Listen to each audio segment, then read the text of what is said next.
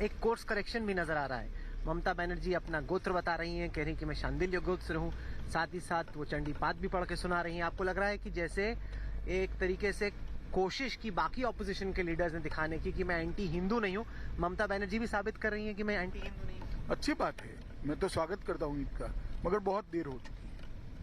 आप पर अमित शाह जी, ममता बनर्जी ने पर्सनली आरोप लगाया कि आप जो सरकारी तंत्र है, चाहे वो सेंट्रल पैरामिलिट्री फोर्सेस हो या फिर इलेक्शन कमीशन हो, उसका बेजा इस्तेमाल कर रहे उनके वोटर्स को रोकने के लिए और अपने वोटर्स को आगे बढ़ा चढ़ाकर फेक और फर्जी वोटिंग कर रहे हैं। देखिए, देश भर का मीडिया बंगाल और विशेषकर कल नंदीग्राम में था, एक भी फुटेज ऐसा बता दीजिए जहां सेंट्रल पैरामिलिट्री फोर्सेस वोटर को रोक रही है।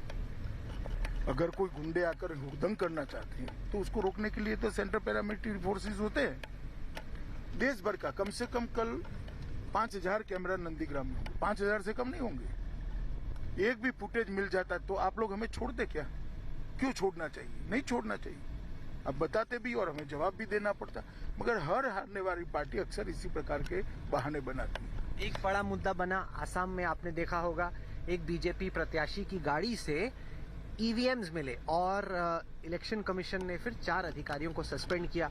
अब ऑपोजिशन उस मुद्दे को लेकर आप पे अटैक कर रहा है कि ईवीएम्स बीजेपी के कैंडिडेट की गाड़ी में कैसे?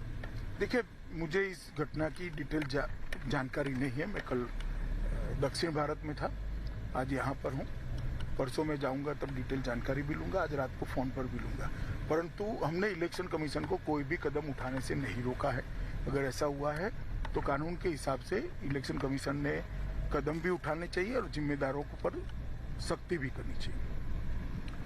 ऑपोजिशन का ये आरोप है कि इलेक्शन का शेड्यूल बीजेपी के लिए स्क्यूड है।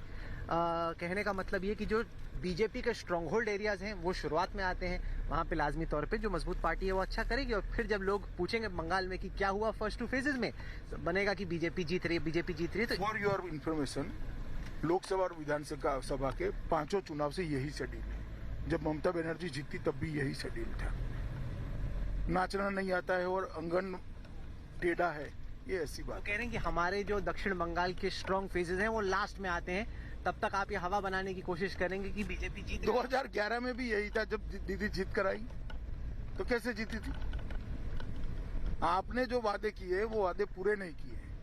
आपने सत्ता पर सत्ता का सुख भोगने का प्रयास किया। आपने पूरी दूसरी टर्म भतीजे को सीएम बनाने में बर्बाद कर दी। आपने बंगाल को विकास नहीं दिया, आपने बंगाल को सुरक्षा नहीं दी, आप घुसपैठ नहीं रोक पाई, आप शरणार्थियों को नागरिकता नहीं दे पाई। अब आप चुनाव के शेड्यूल का बहाना निकाल रही हो।